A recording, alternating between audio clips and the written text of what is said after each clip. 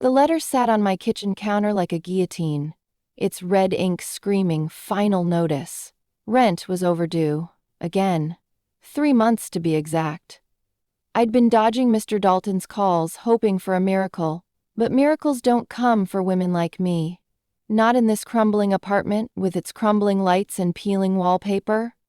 Not in this city that chews up dreams and spits out despair. My fingers trembled as I traced the words. Eviction proceedings will commence in 7 days. 7 days to find $2,400.00, or lose everything. I'd lost my job at the diner 2 months ago when it shuttered without warning. The manager had shrugged, muttering about corporate decisions, and left me with a final paycheck that barely covered groceries. Since then, I'd been scraping by on odd jobs, dog walking, babysitting, selling old clothes online. But it wasn't enough.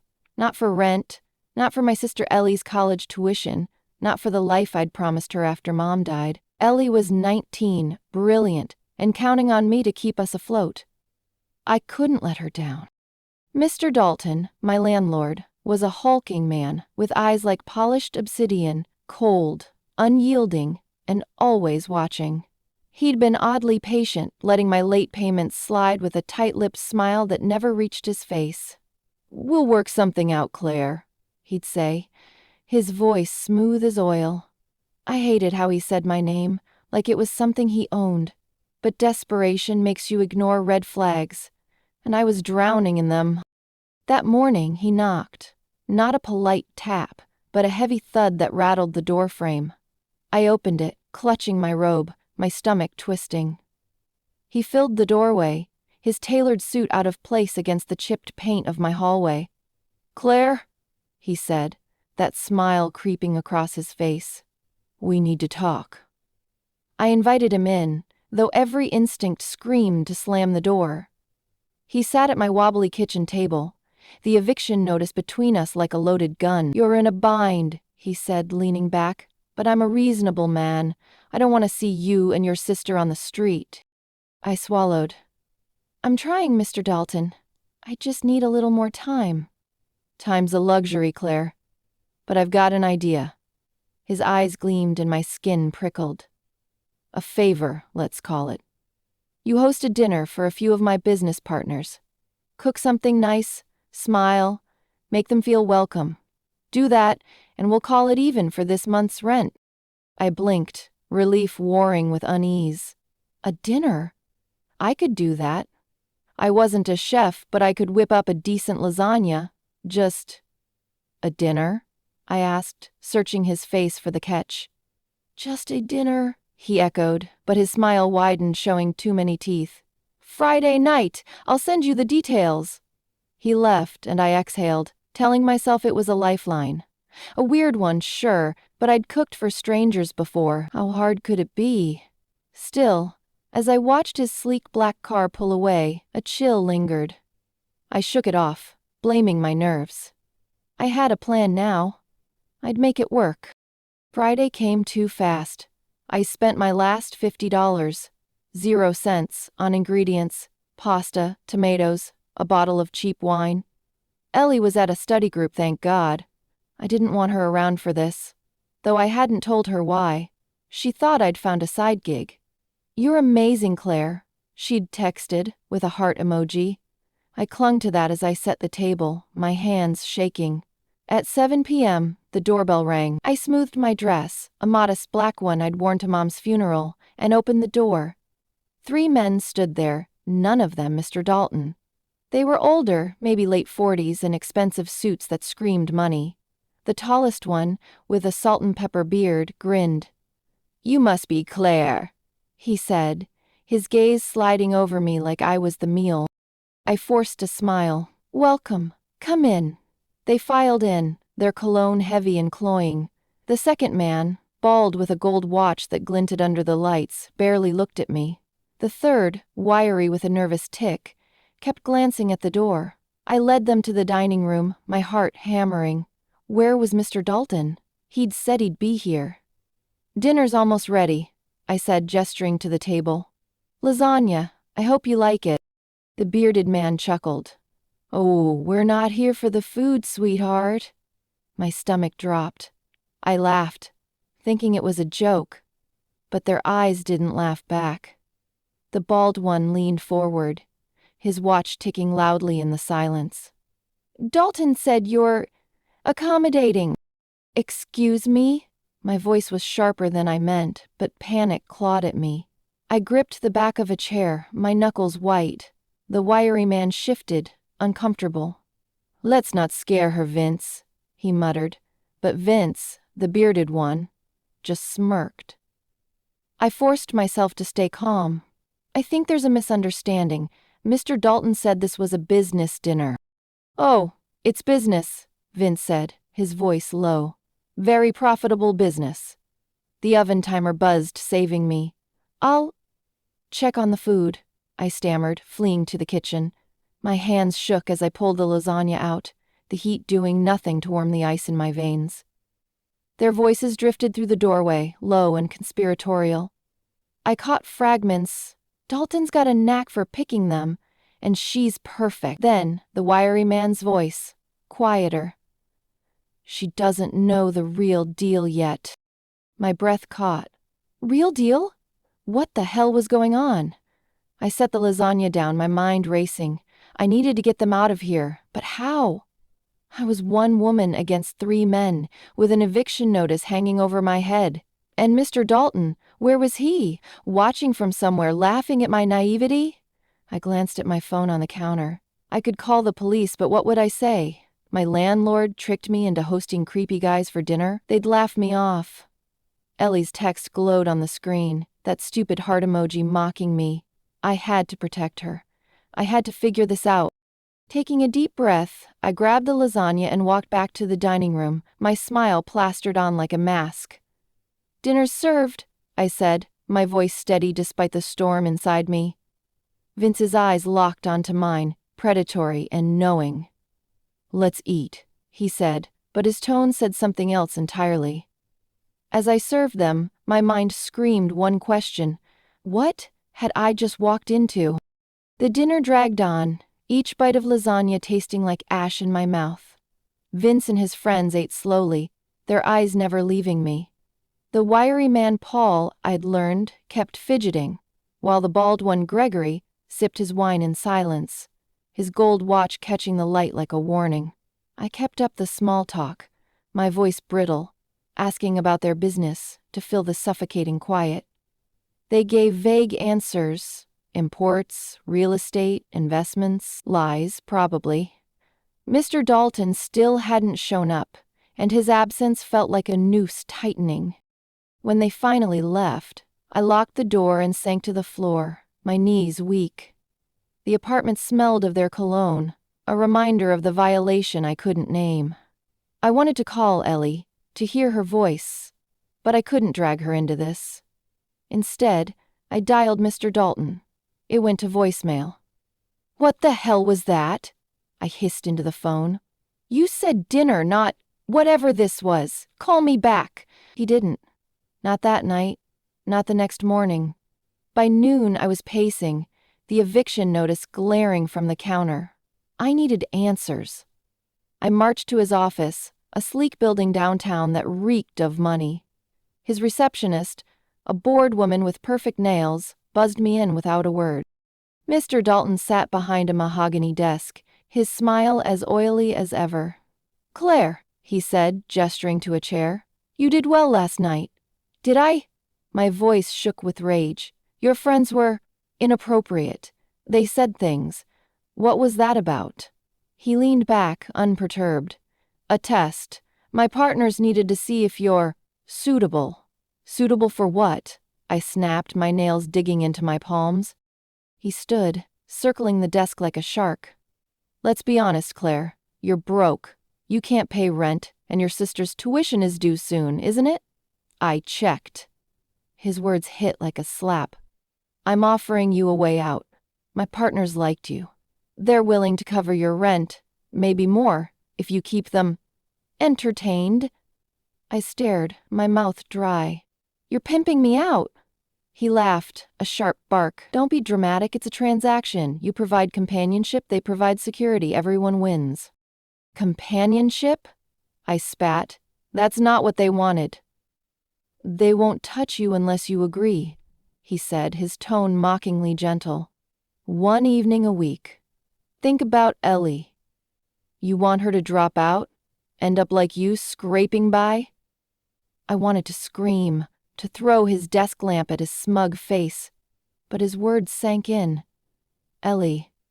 Her dreams of becoming a doctor, our tiny apartment, the only home we had left. If we were evicted, she'd lose everything.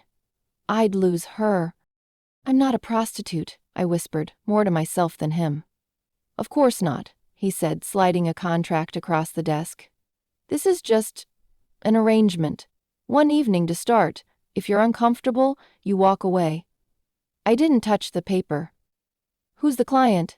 Daniel Harper. Young, polite. You'll like him. He smirked. He's waiting at the hotel bar tonight, 8 p.m. Wear something nice. I left his office in a daze, the contract burning a hole in my purse. I told myself I'd go to the bar, meet this Daniel, and say no. I'd find another way. Anyway. But as I rode the bus home, Ellie's text popped up. Aced my bio exam, love you. My resolve crumbled. I couldn't let her down. That night I wore a green dress, the only nice thing I owned. The hotel bar was all glass and gold, a world I didn't belong in. Daniel was easy to spot. Early 30s, dark hair, a quiet intensity. He didn't leer like Vince. He stood, offering a shy smile. Claire? I'm Daniel. We sat, and he ordered drinks. I barely sipped mine, my nerves frayed. So, I said, forcing a laugh, what's this about? He glanced around, then leaned in. I know what Dalton's doing. It's disgusting. His voice was low, urgent. I'm not like them. I want to help you. I froze. Help me? How? He slid a napkin across the table, his handwriting scrawled on it. Play along. I'll help you escape. His eyes held mine, pleading. Trust me, he whispered. I nodded, my heart pounding. Was he for real? Or was this another trap? As the bartender called last orders, I tucked the napkin into my purse, my mind a whirlwind. Daniel stood, offering his hand. Let's keep up appearances, he said softly. I took it, my skin tingling with fear and hope. But as we left the bar, I couldn't shake the feeling that I'd just made a deal with the devil, or worse, a man I didn't know at all. Daniel's note burned in my mind, but trust was a luxury I couldn't afford. The next morning I met him at a crowded coffee shop, far from Mr. Dalton's prying eyes. He slid into the booth across from me, his face tense. I'm a journalist, he said, keeping his voice low. I've been investigating Dalton for months. He's running a network, coercing women like you into arrangements with powerful men. It's extortion, maybe worse. I gripped my coffee mug, the warmth grounding me.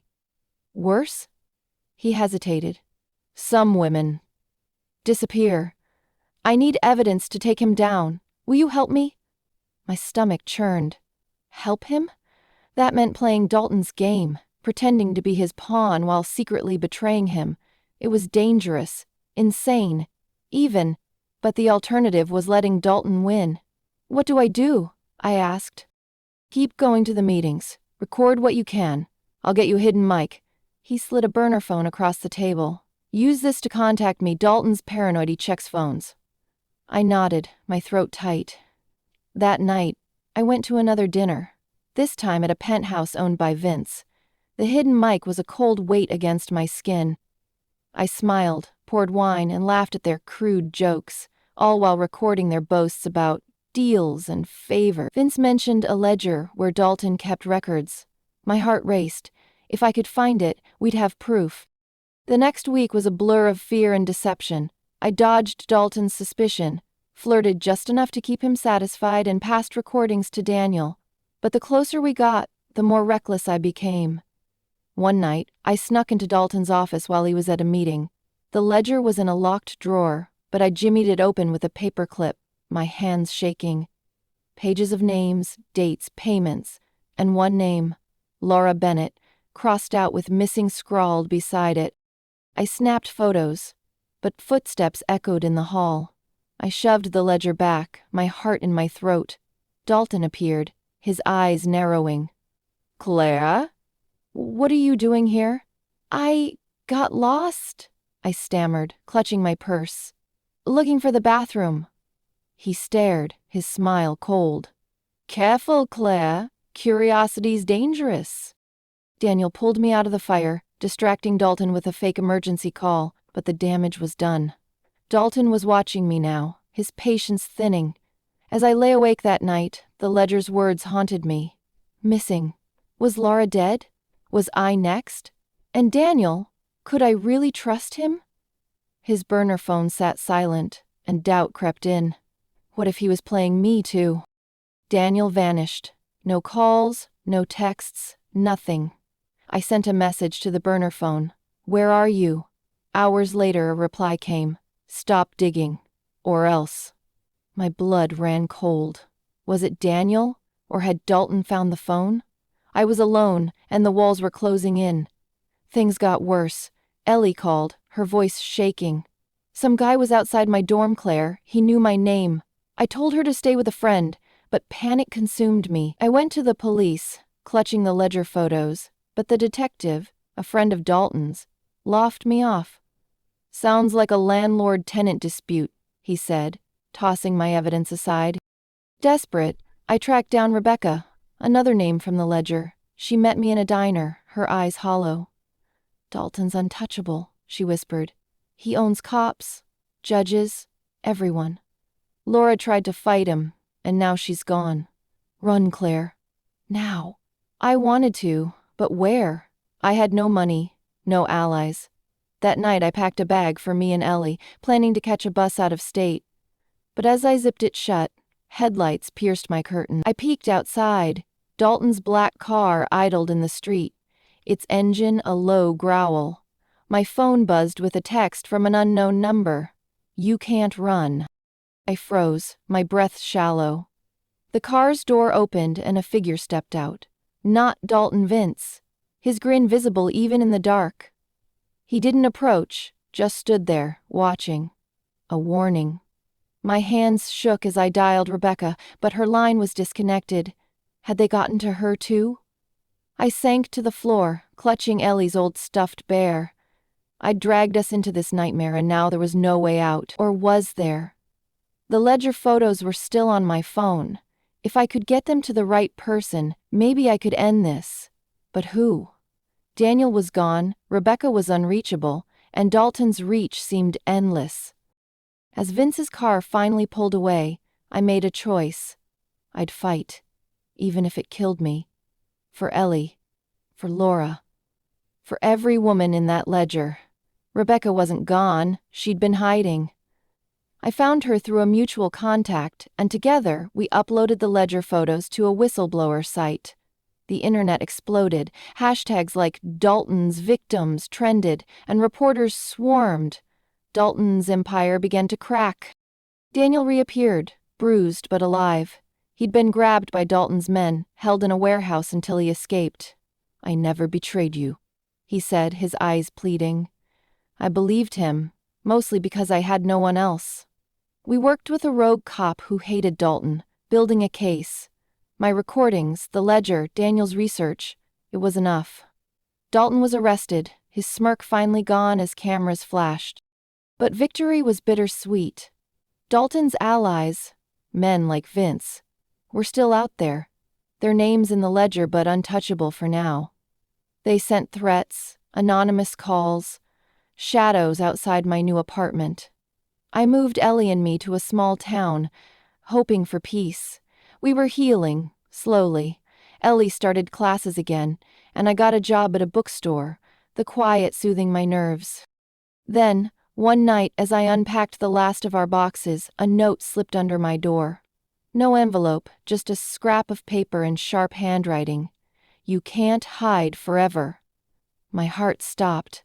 I checked the locks, the windows, but the street was empty. Was it Dalton's men? A prank? I didn't know. and that was the worst part. I burned the note, but its words lingered. The fight wasn't over, and maybe it never would be. I'd won a battle, but the war was far from done. I sit here now, the weight of my choices crushing me. I thought I could outsmart Dalton, save Ellie, save myself. But I was naive, blind to the cost. I see Laura's name in my dreams, her fate a shadow over mine. I brought this darkness into our lives, and no amount of redemption can erase that. I'm sorry, Ellie, for the fear I've caused. I'm sorry, Laura, for not finding you sooner. And I'm sorry to myself, for believing a dinner could ever be just a dinner. The regret is a wound that won't heal, and all I can do is keep fighting, hoping one day it's enough. Thanks for watching. Want more infidelity stories? Hit the subscribe button and tap on the notification bell for more.